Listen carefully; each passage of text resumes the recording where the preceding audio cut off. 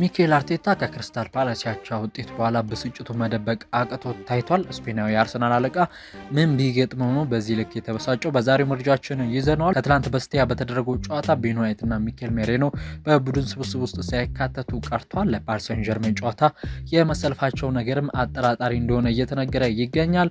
አርቴታ በእነዚህ ተጫዋቾች ዙሪያ የሰጠው አስተያየት ምን ይመስላል የሚለውንም የምንመለከት ይሆናል። በፓሪስ ሰን ዠርሜን በኩል አዲስ ዜማ እየተሰማ ነው። ወሳኝ ተጫዋቻቸው የጎል ድርቅ ቶታል።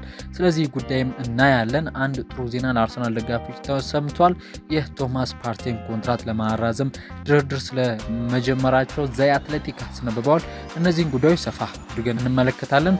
እንደተለመደው ቪዲዮአችንን ላይክ በማድረግ ጀምሩ፣ እንዲሁ ሼር እያደረጋችሁ ሰብስክራይብ በማድረግ ቤተሰብ እንድትሆኑ በአክብሮት እንጋብዛችኋለን። በቀጥታ ወደ ስፖርታዊ መረጃዎቻችን እንለፍ። አርሰናል ከትላንትና በስቲያ በኤምሬትስ ከክሪስታል ፓላስ ጋር 2 ጊዜ መምራት ቢችልም ጨዋታውን በአቻ ውጤት ማጠናቀቁ ይታወሳል። በተለይ በ83ኛው ደቂቃ ፊሊፕ ማቴታ ዊሊያም ሳሊባን ስህተት የቀጣበት መንገድ ለመድፈኞቹ አስቆጭ የሚባል ምሽትን እንዲያሳልፈው አስገድዷቸዋል።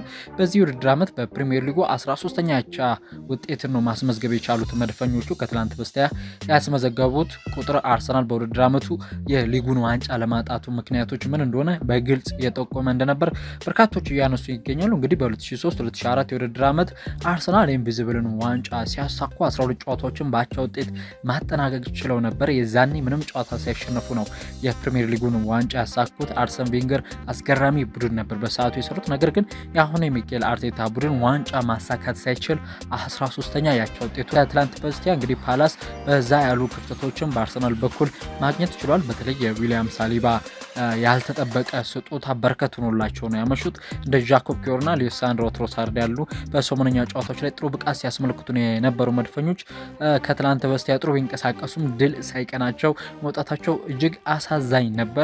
ሳሊባ ባለፉት 3 ጨዋታዎች 2 ከባድ ስህተት ወይም ጫና ውስጥ ባልገባበት ሁኔታ እሱ በሰራቸው ጥፋቶች 2 ጎሎች አርሰናል ላይ እንዲቆጠሩ ምክንያት ሆኗል። በዚህ ዓመት በሊጉ ኤቨርተን ብቻ ነው 14 አቻ ማስመዝገብ የቻለው። በፕሪሚየር ሊጉ 13 ጨዋታዎችን በአቻ ውጤት ማጠናቀቅ የቻለው ከአርሰናል በላይ ማለት ነው። አርሰናል ከአርሰናል የበለጠ ብዙ አቻ ውጤት የሰበሰበ ቡድን ሆኗል። አርሰናል ቀደም ሲል እንደነገርኳችሁ 13 ያቻ ውጤቶችን አስመዝግቧል። እንግዲህ እነዚህ ነገሮች ተደራርበው ሚኬል አርቴታ ከጨዋታው በኋላ ብስጭቱን መቆጣጠር አቅቶት በጋዜጠኞች ፊቱ ተኮማትሮና አንደበቱ በቁጣ ሲሞላ አድምጠናል። ከደረጃችን ዝቅ ብለናል። ለፓላስ አድናቆት ያስፈልጋቸዋል። በዚህ ጨዋታ በወጥነት መጫወት ተቸግረን ነበረ። ኳሱን በጣም በቀላሉ ነበር ስንሰጣቸው የነበረው። ሁሉም ነገሮች የዘገየን ነበርን። በጣም ነው የተበሳጨሁት ብሏል ሚኬል አርቴታ። የጨዋታውን አስፈላጊነት ከፍ ያለ እንደሆነ አርቴታ ያውቀው ነበር። በተለይ ባለቀ ሰዓት ለቶፕ 5 ወይም በሊጉ ከ1ኛ እስከ 5ኛ ሆኖ ለማጠናቀቅ የሚደረገው ትግል ውስጥ ራሱን ማግኘት አይፈልግም። ይህ የሚፈጠርበት እድል እንዳለ ግን ሚኬል አርቴታ ጠንቅቆ ያውቃል። ለዚህ ነው ከትናንት በስቲያ ብስጭቱ በጣም ከፍ ብሎ የነበረው። አርቴታ በዚህ ጨዋታ ቡድኑ ላሳየው ደካማ ብቃት የተጣበበ የጨዋታ መርሃ ግብሩን ምክንያት ከማድረግ ተቆጥቧል። ከስታንዳርድ በጣም ወርደናል ሲል ነው የተናገረው። ስህተቶች ዋጋ ያስከፍላሉ፣ ነጥብም ያስጥላሉ። የእግር ኳስ አንዱ አካል ነው ስህተት መስራት ሲል የተናገረው ሚኬል አርቴታ ከ6 ቀናት በኋላ በጣም አስፈላጊ የዓመቱን ጨዋታ እናደርጋለን፣ አቅማችንን መልሰን ማግኘት አለብን በማለት ከጨዋታው በኋላ በሰጠው ጋዜጣዊ መግለጫ ላይ ተናግሯል። የቀድሞ የአርሰናል ተጫዋች የሆነው እንግሊዛዊ ቴዎ ዋልኮት አርሰናል ከነዚህ መጥፎ ባህሪዎቹ በቶሎ መታረም አለበት ሲልም እንደዚሁ አስተያየቱን ሰጥቷል። ወደ ትልቅ ጨዋታ የሚሄደው በእንደዚህ ያሉ ባህሪያቶች መሆን የለበትም ሲልም ቴዎ ዋልኮት መክሯል። ብዙ ስህተቶች ይሰራሉ፣ ብዙ ያቻ ውጤቶችን ያስመዘግባሉ፣ ይህ መቆም አለበት ሲልም የቀድሞ የመድፈኞቹ ተጫዋቾች መክሯል። አርቴታ ጭንቅላታቸው ውስጥ የፓሪስ ሰን ዠርሜን ጨዋታ እንደሌለ ተስፋ አድርጋለሁ። ከኢፕስዊች 4-0 ድል አስቀድመን ተነጋግረን ነበር። በመሃል 6 ቀናቶች ስላሉ ስለዚህ ጨዋታ ማሰብ አያስፈልግም ተባብለን ነበር። የተወሰኑ ተጫዋቾችን ማግኘት አልቻልንም። በዛ ያሉ ተጫዋቾች ልምምድ አልሰሩም። ስለዚህ ዛሬ የተጫዋቾች እጥረት ገጥሞን ነበረ። ብዙ ጨዋታዎችን ለመጨረስ እየተቸገርን እንገኛለን። ይህን ነገር ማሻሻል አለብን። በዚህ ውድድር ዓመት በሊጉ 3 ጊዜ ነው የተሸነፍነው። ከ3ቱ ጨዋታዎች 2ቱም በ10 ተጫዋቾች ነው የተጫወትነው። ነገር ግን ከዚህ የተሻለ ማድረግ ይገባናል በማለት ሚኬል አርቴታ አስተያየቱን ሰጥቷል። አርሰናል ሙሉ ነጥብን መውሰድ ካለበት ቡድኖች ጋር ነጥብ እየተጋራ መጥቷል። ይሄ ደግሞ ትክክል አይደለም ብሏል። እንደ ኤቨርተን፣ ብሬንትፎርድ ወይም ክሪስታል ፓላስ ጨዋታዎች በአቻ ውጤት መጠናቀቅ የለባቸውም፣ ማሸነፍ ነው አርሰናል ያለበት ሲል ደግሞ ቲዮ ዋልኮት አስተያየቱን ሰጥቷል። የቀድሞ የሊቨርፑል ተጫዋች ጄሚ ካራገር ደግሞ አርሰናል ጨዋታዎችን በቶሎ ሜዳ ላይ መግደል አለበት ብሏል። ከፊቱ ያሉ ጨዋታዎች ቀላል አይደሉም። በተለይ ደግሞ ከሁለቱ የፓሪስ ሴን ጀርሜን ጨዋታዎች መሀል ላይ ያለው የቦርንማውዝ መርሃ ግብር ሊፈትናቸው ይችላል ሲል ጄሚ ካራገር ተደምጧል።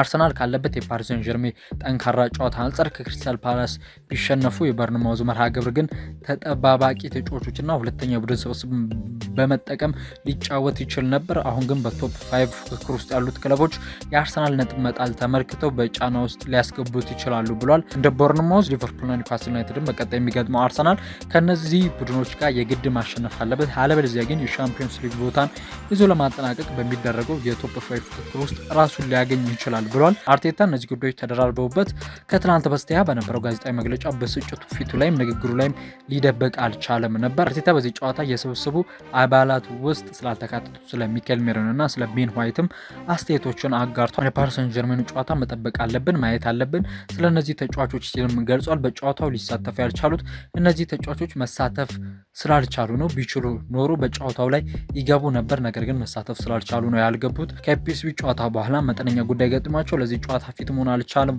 ብሏል። ሁለቱ ተጫዋቾች በቀጣይ 6 ቀናቶች ውስጥ ማገገም የማይችሉ ከሆነ ለፓሪስ ሴን ጀርሜን ጨዋታ የመሰለፋቸው ነገር ጥያቄ ውስጥ ይገባል።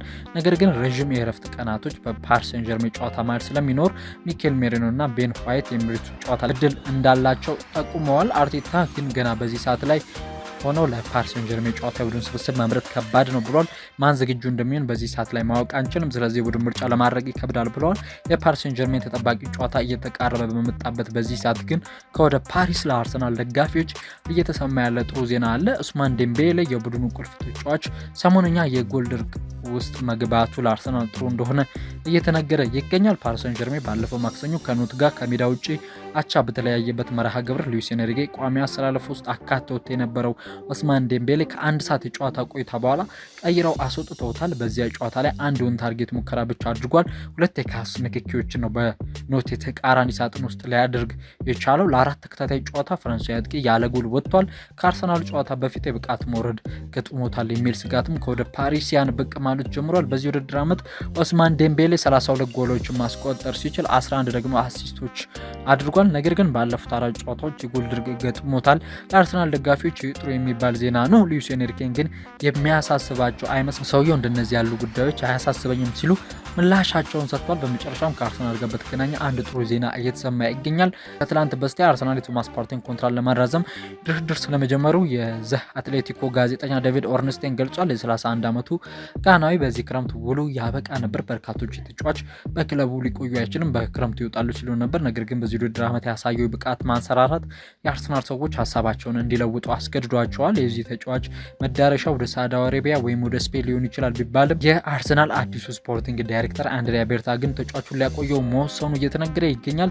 የፓርቲ ቤተሰብ በለንደን መኖራቸው እጅግ ያስደስታቸዋልም ተብሏል። የ2 ዓመት ወይም ደግሞ የ1 ዓመት ኮንትራት ማራዘቢያ ተጫዋቹ ቢቀርብለት ከመፈረሙ ወደ ኋላ አይልም ነው የተባለው። ዴቪድ ኦርንስቴን እንደገለጹ ከሆነ የተጫዋች በአሁኑ ኮንትራቱ 200,000 ፓውንድ በሳምንት የሚከፈለው አዲሱም ኮንትራት ከዚህ ጋር ተመሳሳይ ይሆናል ነው የተባለው። 2020 ላይ ነው ከአትሌቲኮ ማድሪድ በ45 ሚሊዮን ፓውንድ ወደ አርሰናል የተዘዋወረው። በዘንድሮው ውድድር ዓመት ጥሩ የሚባል ግልጋሎትን ለአርቴታው ቡድን እየሰጠ ይገኛል። በዚህ ውድድር ዓመት 45 ጨዋታዎች ላይ ተሰልፏል። አንድሪያ ቤርታ ይህንን ተጫዋች አስቀድሞ በአትሌቲኮ ማድሪድ እያለ የሚያውቀው ነበረ።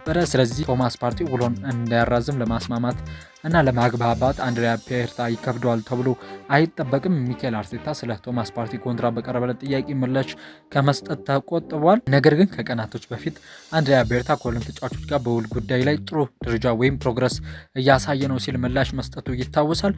የመድፈኞቹ ደጋፊዎች ቶማስ ፓርቲ በአርሰናል ሊቆዩ ይችላል በመባሉ ምን ሀሳብ ፈጠረባችሁ? ሀሳባችሁን በኮመንት ሴክሽን ላይ እንድታስቀምጡልን በአክብሮት እንጠይቃችኋለን።